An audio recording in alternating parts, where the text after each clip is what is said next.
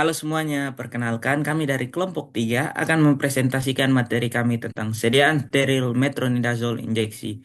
Perkenalkan, nama saya Dewanto Unlala sebagai ketua, adapun anggota dari kelompok kami yaitu Fitria Ramati Saleh, Catherine Lenggu, Bernadetta Nabuasa, dan Putri Lucy. Selamat menyaksikan.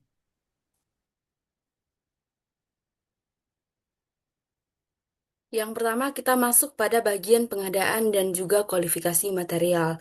Nah, untuk melakukan seleksi terhadap pemasok, dapat digunakan pendekatan life cycle, yaitu dimulai dari tahapan seleksi, kemudian evaluasi, lalu persetujuan, dan juga monitoring siklusnya secara berkelanjutan. Hanya pemasok yang memenuhi semua poin yang dapat masuk ke dalam approval vendor list atau AVL untuk produksi metronidazole injeksi grade steril dan juga bebas pirogen. Nah, untuk standar-standar atau poin-poin yang harus dipenuhi pemasok untuk dapat melakukan penyaluran bahan baku dan bahan baku kepada industri ada beberapa. Yang pertama yaitu ada poin dokumen dasar. Nah, pemasok harus memiliki kampanye profil yang lengkap serta kapasitas produksi harus dicantumkan agar uh, produsen dapat mengetahui dengan jelas sertifikat dan juga kapasitas produksi dari pemasok. Lalu harus memiliki sertifikat GMP atau excipient GMP atau bukti compliance. Lalu harus memiliki ISO 9001 atau sertifikat mutu yang relevan. ISO 9001 merupakan standar internasional untuk sistem manajemen mutu yang bertujuan untuk memastikan produk atau layanan konsisten, meningkatkan kepuasan pelanggan, dan juga meningkatkan efisiensi dari operasional. Kemudian, pemasok harus memiliki riwayat yang baik, yaitu bebas recall besar atau warning letter minimal 3 tahun terakhir dari BPOM atau institut terkait. Kemudian, poin yang kedua ada fasilitas produksi.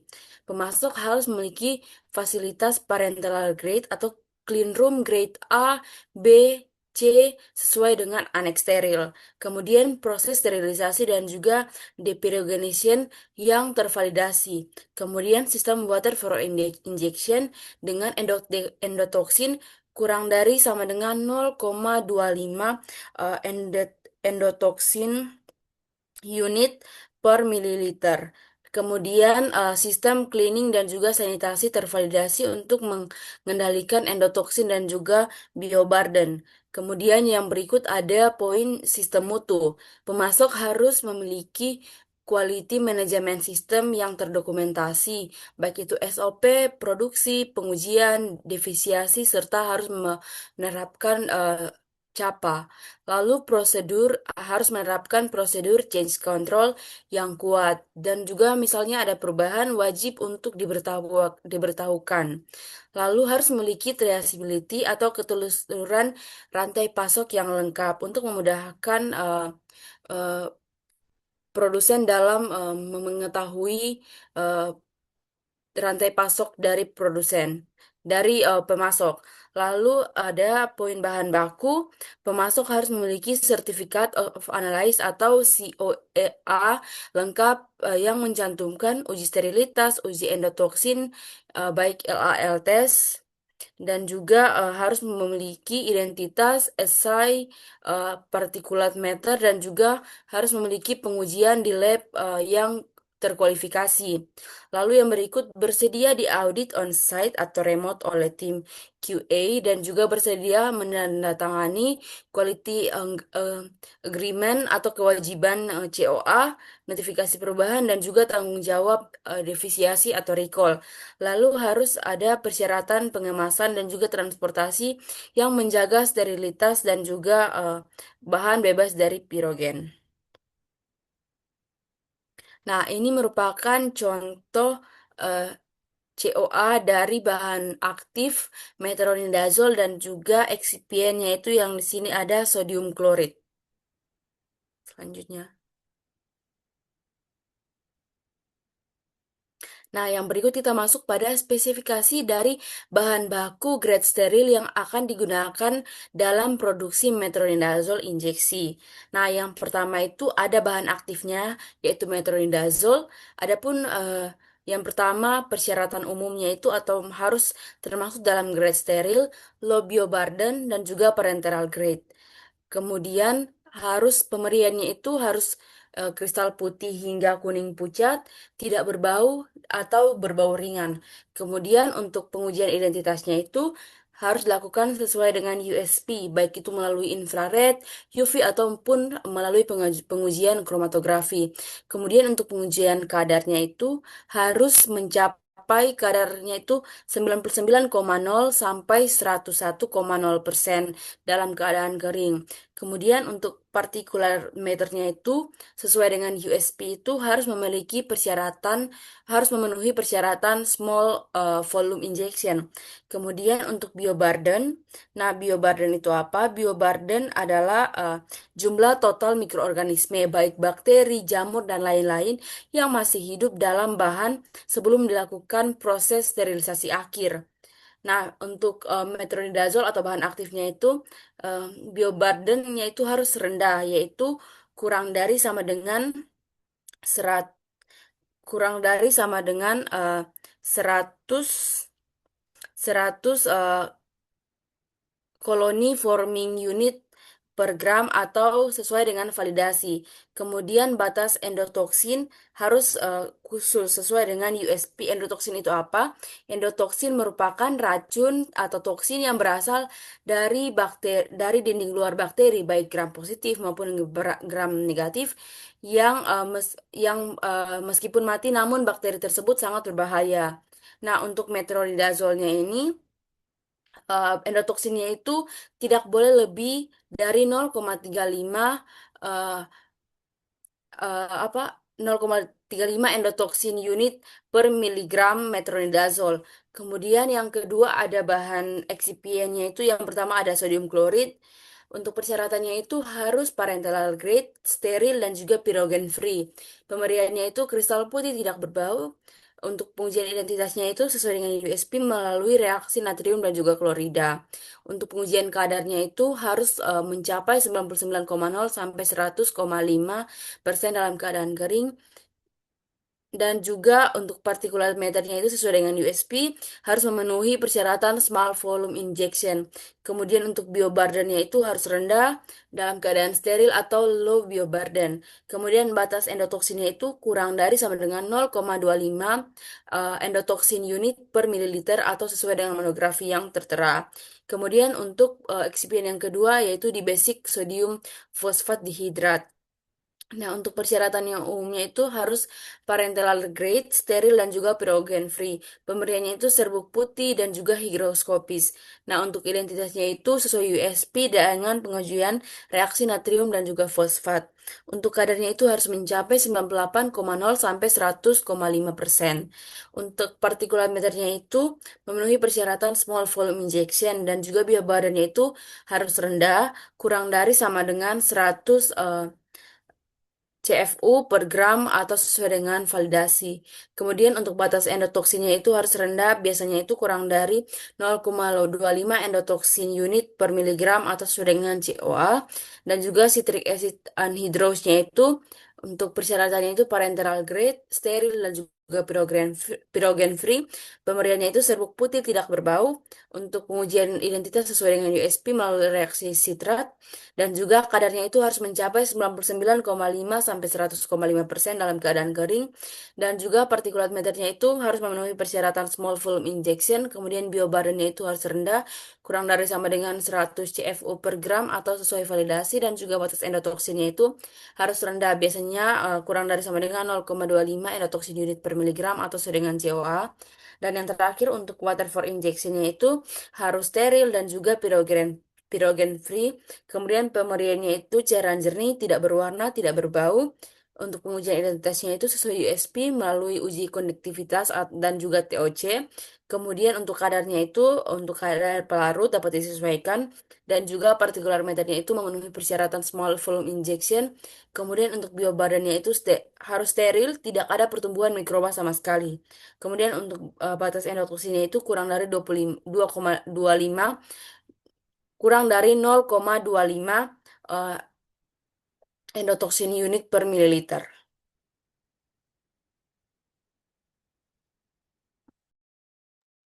Selanjutnya kita masuk pada klasifikasi ruang bersih atau clean room.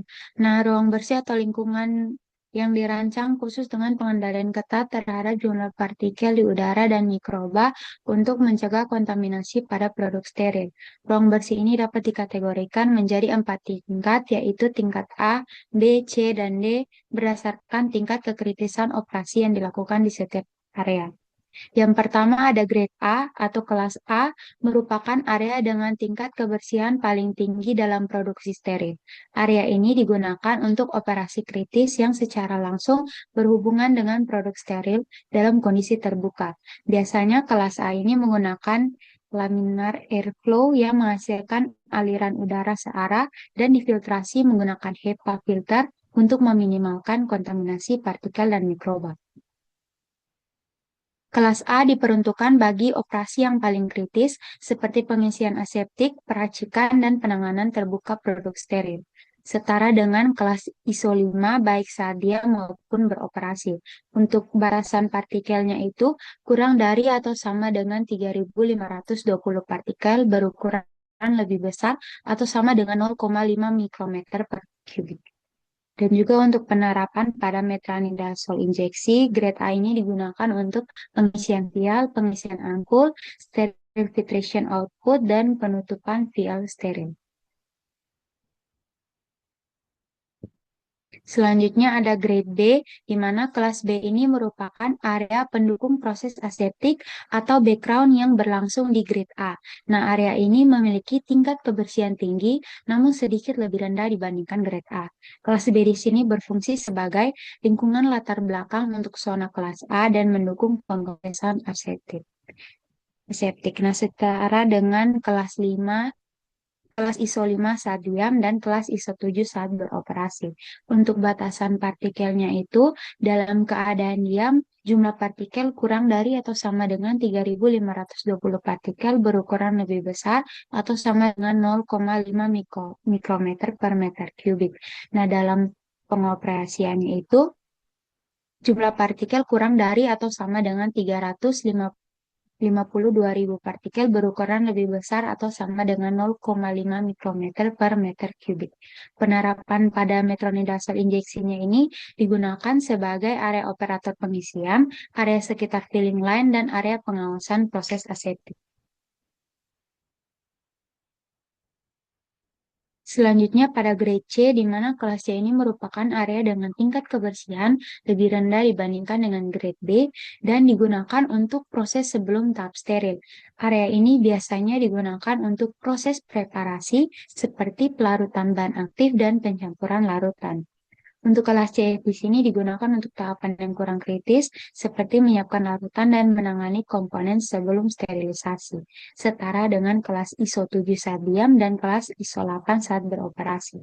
Untuk batasan partikelnya ini kurang dari atau sama dengan 352.000 partikel berukuran lebih besar atau sama dengan 0,5 mikrometer per meter kubik.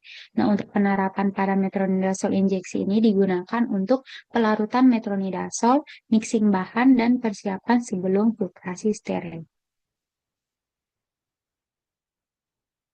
Selanjutnya pada grade D, kelas D merupakan area dengan tingkat kebersihan paling rendah dalam clean room.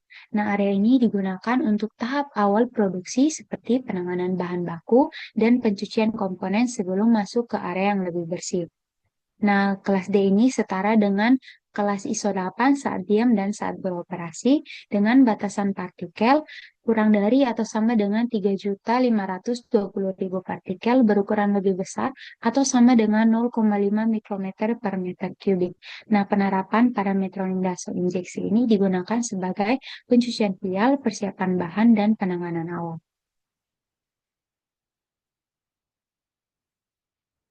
Untuk penerapan personal hygiene dan perilaku personil di ruang steril, yang pertama, personal hygiene personil di ruang steril. Yang pertama, kondisi kesehatan personil, di mana personil di sini harus dalam kondisi sehat sebelum memasuki ruang steril dan tidak diperbolehkan masuk jika mengalami flu, batuk, demam, luka terbuka, dan infeksi kulit. Yang kedua, kebersihan tubuh personel. Personil di sini harus menjaga kebersihan tubuh sebelum masuk ruang steril, dianjurkan mandi sebelum bekerja, kuku harus pendek dan bersih, dan tidak menggunakan cat kuku atau aksesoris. Yang ketiga, larangan penggunaan kosmetik dan aksesoris berupa parfum, make up, perhiasan, jam tangan, dan anting. Yang keempat, penggunaan pakaian ruang steril atau gowning. Di antaranya itu berupa coverall steril, masker steril, sarung tangan steril, penutup kepala, dan sepatu khusus steril dan shoe cover.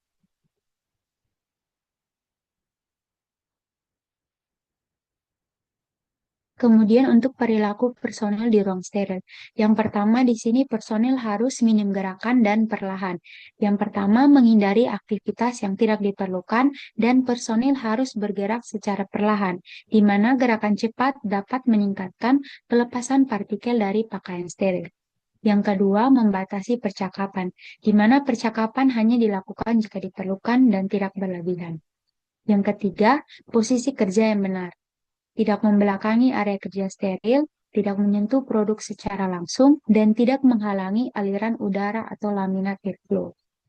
Yang keempat, tidak menyentuh permukaan steril secara langsung, yaitu dengan cara menghindari kontak langsung dan menggunakan alat bantu steril jika diperlukan. Dan yang kelima, mematuhi prosedur gowning dan degowning, yaitu mengikuti urutan pemakaian steril, mengikuti prosedur keluar ruang steril, dan mengganti sarung tangan secara berkala.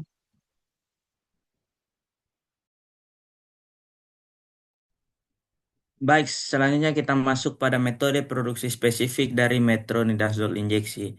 Sebagai sediaan parenteral, metronidazole injeksi harus diproduksi dalam kondisi steril sesuai standar Good Manufacturing Product Practice atau GMP. Metode utama yang digunakan adalah sterilisasi akhir atau terminal sterilization dan aseptic processing dengan dukungan teknologi seperti closed circuit system. Nah, metode produksi yang dipilih berdasarkan stabilitas terhadap panas, bentuk sediaan, stabilitas formulasi, ketahanan wadah, serta tingkat jaminan sterilitas yang diinginkan. Selanjutnya, kita masuk pada sterilisasi akhir atau terminal sterilization. Nah, metode ini digunakan untuk sediaan yang stabil terhadap panas seperti larutan metronidazole infus. Proses yang dilakukan dengan mensterilkan produk setelah pengisian dalam wadah akhir menggunakan autoclave pada suhu sekitar 121 derajat Celcius selama 15 sampai 20 menit. Selanjutnya, metode ini dianggap paling aman karena mampu menjamin tingkat sterilitas yang tinggi dibandingkan metode aseptik lain. Selain itu, resiko kontaminasi selama proses produksi relatif lebih rendah karena mikroorganisme yang mungkin masuk akan dimatikan pada tahap akhir. Nah, kekurangan dari metode ini sendiri tidak dapat digunakan untuk zat aktif yang sensitif terhadap panas karena dapat menyebabkan degradasi zat aktif. Selanjutnya, metode aseptic processing, di mana metode ini digunakan untuk sediaan yang tidak tahan panas atau bentuk serbuk injeksi. Pada metode ini, semua komponen, mulai dari bahan baku, wadah, dan alat disterilkan secara terpisah, kemudian proses pengisian dilakukan dalam lingkungan steril. Kemudian, filtrasi steril menggunakan membran 0,222 mikrometer merupakan tahap penting untuk menghilangkan mikroorganisme sebelum pengisian. Proses ini memerlukan kontrol lingkungan yang sangat ketat, termasuk penggunaan laminar airflow dan HEPA filter. Untuk kelemahannya sendiri, metode ini dengan risiko kontaminasi yang lebih tinggi dibandingkan sterilisasi akhir sehingga membutuhkan validasi proses yang sangat ketat. Selanjutnya kita masuk pada teknologi khusus dalam proses produksi yaitu closed circuit, di mana sistem produksi steril tertutup di mana seluruh proses berlangsung dalam rangkaian peralatan tanpa kontak langsung dengan lingkungan luar. Nah, teknologi ini menggunakan tangki pencampuran tertutup, jaringan pipa stainless steel, pompa sanitari, dan sistem filtrasi terintegrasi. Selain itu, sistem ini dilengkapi dengan CIP dan SIP sehingga proses pembersihan dan sterilisasi dapat dilakukan tanpa membuka sistem. Teknologi ini juga biasanya dilengkapi dengan filtrasi steril 0,22 mikrometer, terkontrol tekanan, serta penggunaan gas inert untuk mencegah oksidasi dan masuknya kontaminan dari udara. Nah, untuk tahapan dan proses, tahapan produksi dalam closed circuit system dilakukan secara berurutan dalam sistem tertutup. Proses dimulai dari penimbangan bahan baku di area terkendali, kemudian bahan baku dimasukkan ke dalam tangki pencampur yang sudah tertutup. Selanjutnya dilakukan perlarutan dan pencampuran sehingga homogen dan dengan pengadukan yang terkontrol.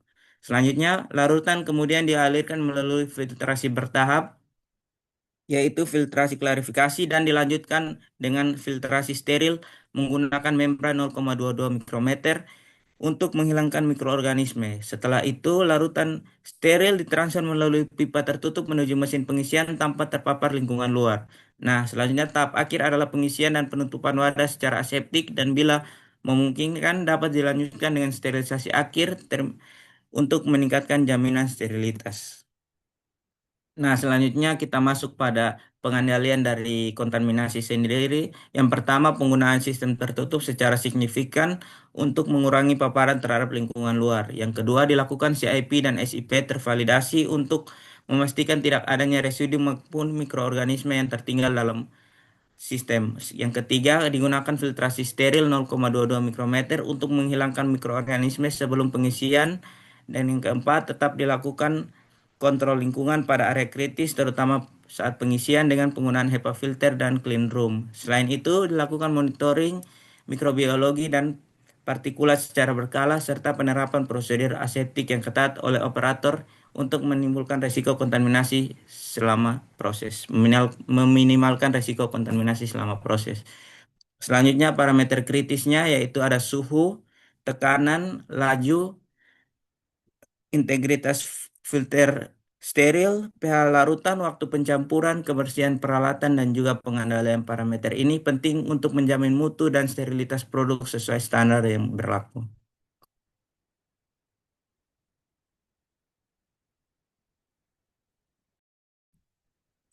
Selanjutnya kita masuk pada evaluasi mutu steril. Yang pertama, uji sterilitas. Botol infus metronidazol dibersihkan bagian luarnya menggunakan alkohol 70%, lalu siapkan alat filtrasi dengan memasang membran filter steril 0,45 mikrometer menggunakan pinset steril. Selanjutnya, membran dibasahi dengan media cair seperti triptik soy broth, lalu saring metronidazol injeksi sebanyak 100 ml secara aseptik melalui membran filtrasi. Kemudian dilakukan pembilasan sebanyak 3 kali untuk menghilangkan sisa obat. Membran filter dipindahkan ke dalam media pertumbuhan dan diinkubasi pada suhu 20-25 derajat Celcius selama 14 hari dalam kondisi aerob. Dilakukan pengamatan secara berkala. Selanjutnya uji endotoksin bakteri, di mana sampel metronidazol injeksi terlebih dahulu diencerkan dengan LAL reagen water sebanyak 5 kali, lalu disiapkan kontrol pengujian berupa kontrol negatif, kontrol positif, dan kontrol sampel untuk memastikan hasilnya akurat. Lalu campuran kemudian diinkubasi pada suhu 30 derajat Celcius selama sekitar 60 menit. Setelah inkubasi dilakukan pengamatan. Selanjutnya dilakukan interpretasi hasil dengan membandingkan terhadap kontrol. Sampel yang dinyatakan memenuhi syarat apabila tidak menunjukkan adanya endotoksin atau masih berada di bawah batas yang ditetapkan. Selanjutnya,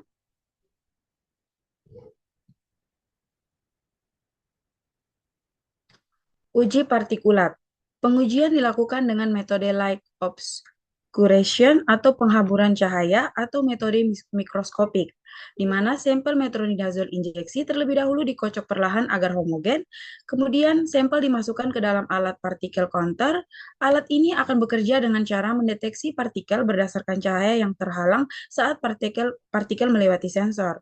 Selanjutnya, alat tersebut akan menghitung jumlah partikel berdasarkan ukuran tertentu. Hasil pengujian kemudian dibandingkan dengan batas yang telah ditetapkan oleh farmakope. Selanjutnya,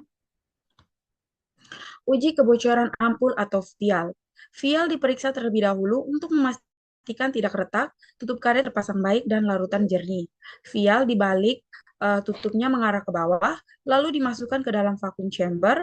Selanjutnya, vial divakum hingga tekanan rendah dan dipertahankan selama kurang lebih 10-30 menit.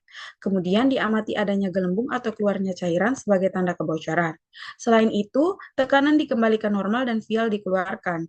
Vial dinyatakan lulus jika tidak ada gelembung maupun cairan keluar dan tutup tetap rapat. Selanjutnya,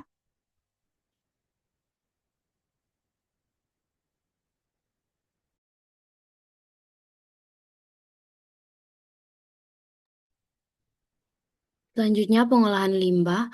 Prinsip pengolahan limbah farmasi adalah upaya untuk mengurangi zat berbahaya dan aktivitas biologis dalam limbah agar aman bagi lingkungan. Pengolahan limbah metronidazol dilakukan secara bertahap untuk mencapai hasil yang optimal. Next.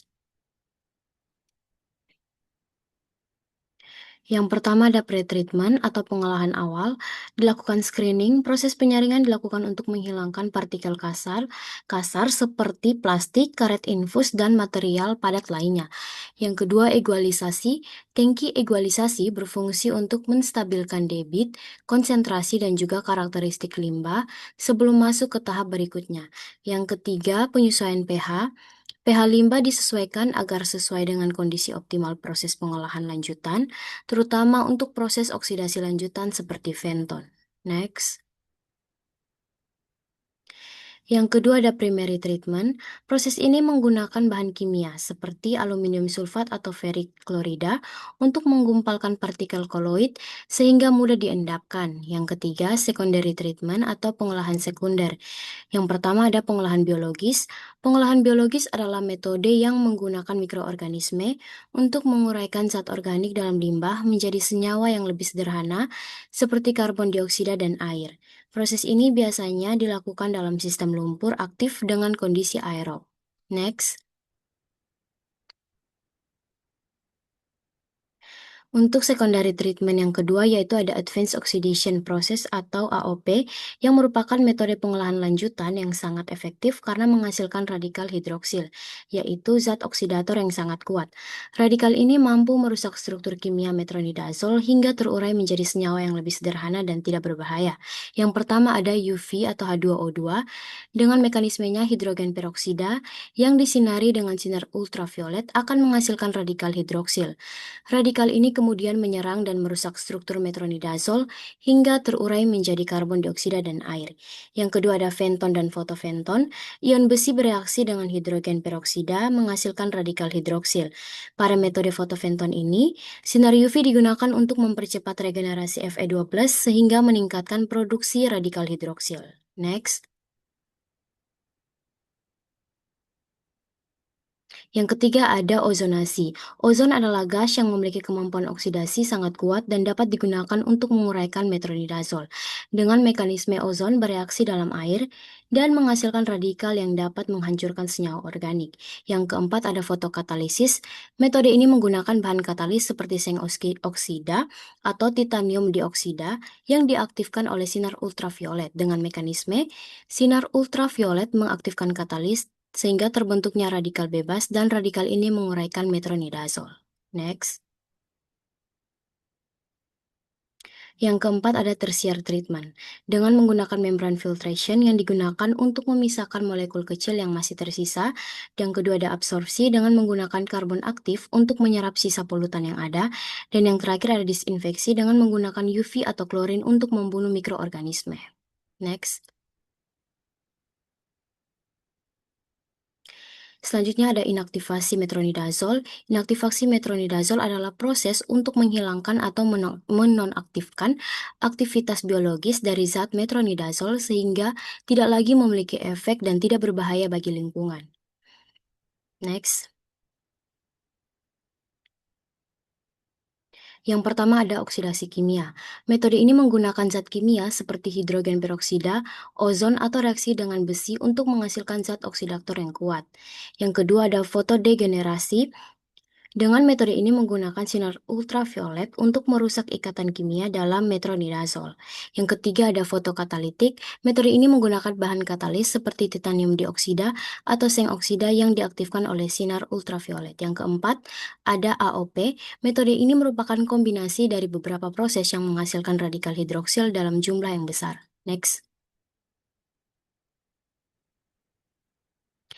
Setelah proses pengolahan, dilakukan pemisahan sisa padatan. Pada beberapa metode pengolahan, misalnya reaksi dengan besi atau penggunaan katalis, akan dihasilkan sisa berupa lumpur atau padatan.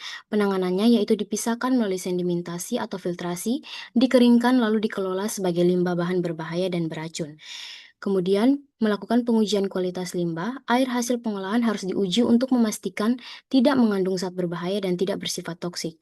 Jika belum memenuhi standar, limbah harus dikelola kembali.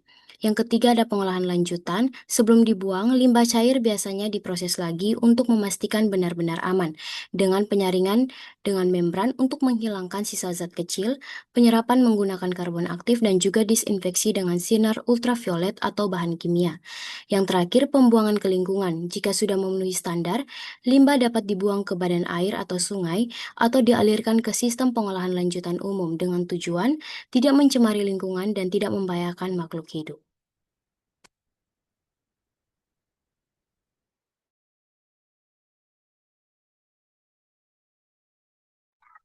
Baik, sekian presentasi dari kelompok kami. Terima kasih.